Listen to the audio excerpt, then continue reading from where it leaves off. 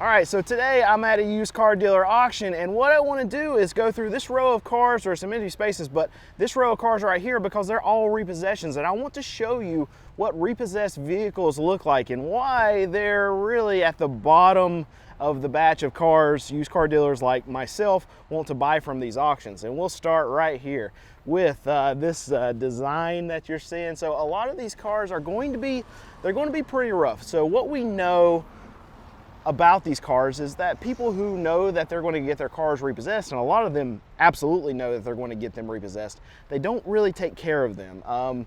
So when they come to the auction, they're at the end stages of the maintenance level of what these consumers actually want to do to these cars. You check out stuff like this right here, like that piece right there is missing on the bottom of the car. You just see the clips right there. And really, if that customer knows that they're not going to be paying for this car, why would they spend money to replace that? They're not going to. They're not going to keep it nice. Check out this all in here. This is what, and I'm touching it. You did not touch it. All right. Beginning of this video, we're walking through a lot of repossessions. Note to self: look at that. So that's your gear shifter lock. So somebody has pushed that in there to have the button be permanently pushed, because that sensor or whatever, that there's a little plastic piece in there that breaks off a lot. It is no longer in this car. So instead of obviously fixing it the right way, they shove what looks like a possibly old wadded up cigarette or just some paper, I don't know, in there to keep that button pushed so they can actually move their shifter out of park. There's the piece that we're missing, but this is going to be the theme of this video. This is what you're going to see. You're going to see dirtiness, you're going to see nastiness, and these are what repossessed vehicles look like. This is normal. So these are these kind of repossessions are, you're going to be your subprime of your subprime of your subprime borrowers, because these cars are coming from buy here, pay here lots. And what I mean by that is a dealer will sell the car. There'll be the dealer on the side of the highway that has the $995 down, the $1295 down, whatever. And the customer will put the money down, and then that dealer actually holds the note. They hold the lien on the car, and that customer has to pay that dealership a lot of times weekly, that they'll pay that dealership. And when they stop paying, if they miss 2, 3, 4 payments, then that dealership just goes and picks up the car. And if the car is good enough for them to sell it back on their lot, then they'll put it right back on their lot and get the next $995 down, the next $1295 down from the next customer, and they keep rolling it and create the massive wealth destruction spiral, keep going. But a lot of the times, this is what the cars look like after they're repossessed. So you'll have just the front bumper of this one. It's absolutely missed, not there. But this one even says haul, so that means it was towed in. Bad brakes, no battery. Why of course, a customer is not going to even replace the battery if they're not going to be paying for their car. And then again, you get the same thing. This one's actually pretty clean, but you got stuff like that, and I just put my finger where they were sitting, so gross. Anyway, and another thing we'll show you, this is the year of the car, and then usually the mileage is right there. This says TMU, so that means that the auction doesn't even know how many miles that car has on it, but probably because the battery, alternator, all of it's bad, so the odometer would never even light up. And then you get stuff like this, sitting out in the sun, baked, was probably a nice truck at some point. But this one has 253,000 miles. And I get asked a lot, well, Brandon, how can cars that have 200-something thousand miles, they're 10, 20 years old, get repossessed? And that's because of what we're talking about. We're talking about these buy here, pay here dealers, and people, even if they're buying used cars 10, 20 years old, 150,000 miles whenever they bought it, they still can't pay cash for it because people just don't have that kind of money. I mean, that was probably only what, $7,000, $8,000 truck when that customer bought it. And people, especially in the subprime range of things, they don't have the money to be able to drop $7,000, $8,000, $9,000 cash on these cars. So what do they have to do? They have to go and put $1295 down and get into one of these predatory loans from a lot of these buy here, pay here dealers, pay the maximum amount of interest that their state will be allowed to, that dealer will be allowed to charge them through their state. And this is what they have to do. And this is why a lot of these people that are in this situation, they can't get ahead.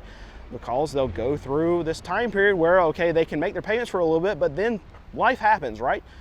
Kid gets sick, something happens, they lose their job. This is a very common thing. And if they're living paycheck to paycheck, one little problem, one little hiccup, one little extra bill then becomes a crisis for a lot of these people that are living paycheck to paycheck, and something's got to get dropped. And a lot of times it's the car. I mean, this is sad to see, but it's a minivan, so this is a family vehicle, and this is one of the situations where you'll see that, okay, they stopped making their payments and a family probably had to lose this car. Oh, it's gross. And they had dogs. This was a family with dogs. Yep, and you see this a lot, no matter if it's a repo or not a repo. Lots of dog hair. I see that. It's very commonplace. But here, person probably knew it was getting repossessed, so sometimes parts come out, or they actually put a aftermarket stereo in the car when they bought it to begin with. And when they knew they were going to stop making payments on this car, they're going to get their stereo out of it before it gets taken. So that's common. We see that a lot too. We see more dents, dings. We see mechanical problems. So this is a window that is off the track, and it probably was off the track not too long ago, and they put stuff like this in it to actually wedge it to keep it up. See that a lot too in a lot of these cars. Let's pull. Oh, this is gross. Look at this. So I did not look at any of these cars before I started coming out here to check them to make this video. And we're now 4 for 4 of cars that I've shown you that are absolutely just destroyed. And this is, look at that. Look how bad that is. This was someone who worked in the mud, and I almost leaned on this. I don't want to touch anything that's in here, but this is definitely common. This is what we're seeing, and this is the ongoing theme. And I knew this is probably going to be the theme before I even started making this video. So here's this Jeep. Yep, bad, rough. All of this, okay, this is leather. I can touch this. I feel a little bit more comfortable about it. Stuff's not gonna be soaked in. Look at the headliner. I'm always curious to know, let's try that. How you can see the line of where the dirt and then the clean starts. It's not clean, but the stainage. So what happens in here? I've never owned a car where there's been just absolute destruction on the headliner. Are you having a party and just are you popping champagne bottles in the car? I know it's kids. I understand. I have a kid, but my kid doesn't throw chocolate milk on the ceiling. So I guess I kind of understand, but I kind of don't. There we go. So in this situation right here, this car got hit right there. Back glass got shattered because that's bent right there. So because of all this, it was bent. Back glass got shattered, and then they rode around until the car got repossessed by just putting plastic up on the car, most likely because they needed a way still to get to work, to get to wherever they're needing, and they didn't have the money to replace that. Because I can tell you, to replace this back windshield, it's going to cost $350, $400, and that's at a cheap place to get them to come out and do that. And there's a saying in the car market, in the car business amongst dealers, and customers have money to do one thing. They can either make their car payment or they can fix their car, but they can't do both. So when something like that happens, and you've got a windshield, you've got a window that's off track, you've got a bumper that's fallen off, you've got AC, you've got an oil change that just needs to be done. They can't do it. And we see this a lot, and it's very sad. It's just the continual wealth destruction just within the car market, and we're seeing it every single day. And here we got two more. This is actually I think the cleanest. I haven't got inside yet, so let's walk around, but this looks like the cleanest repossession that I've seen all day. Still a little tingy, a little dirty. It's not bad. Let's look at the inside. I have high hopes for this one, that we can see a repossessed car that's, nope, I was wrong. Outside was okay, but the inside is still nasty. There you go. All this tore up, everything. Gross. All right, let's move to the next one. Let's see if we can find one clean repossessed vehicle. This one, this is like a jump box. This is what we use out here when the cars won't crank if the battery's dead. They got these as on wheels right here. Can you see it? Yeah, it's on wheels. And this will go around the whole auction yard. They got probably 2 or 3 of them out here. Whenever a battery will not start, they can hook this up to it, to the battery terminals, and it can actually jump this off. So that's why this hood is up, because that battery is most likely dead.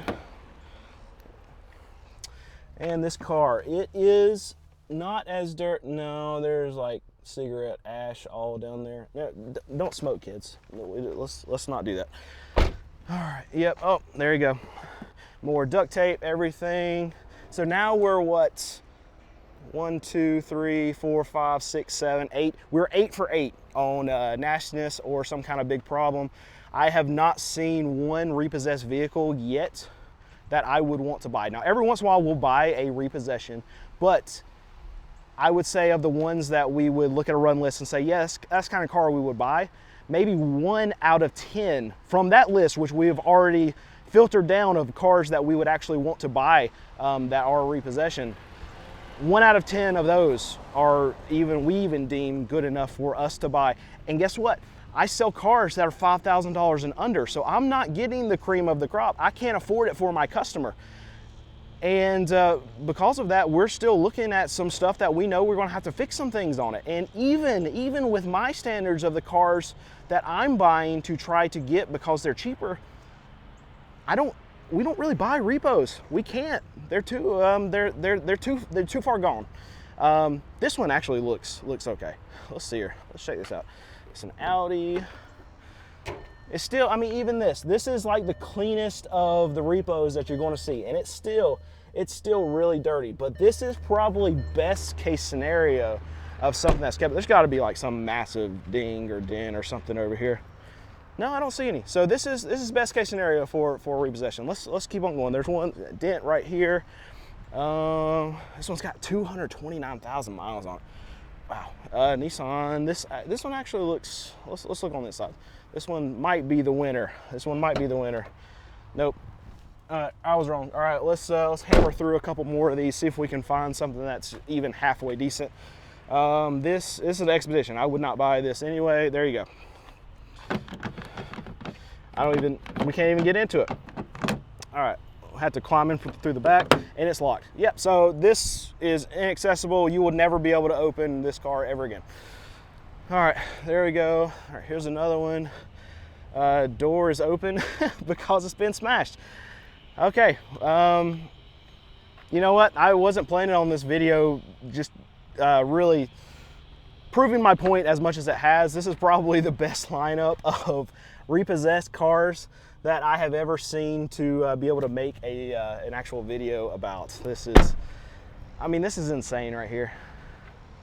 It's another thing, I mean, the cars just get wrecked and they just, like, insurance is not even really, insurance is not going to want to even get,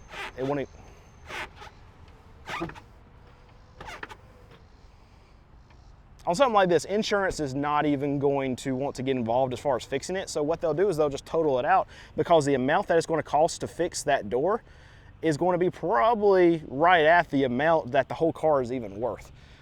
So yep, there we go. Okay, and that's really the end of this line right here. So you can see that whole line up there. I don't see one that I would even be interested in buying, and that's typical for repos. And now you get to see. So if you haven't, please subscribe to this channel, like this video, leave a comment, all the things. Thanks, guys.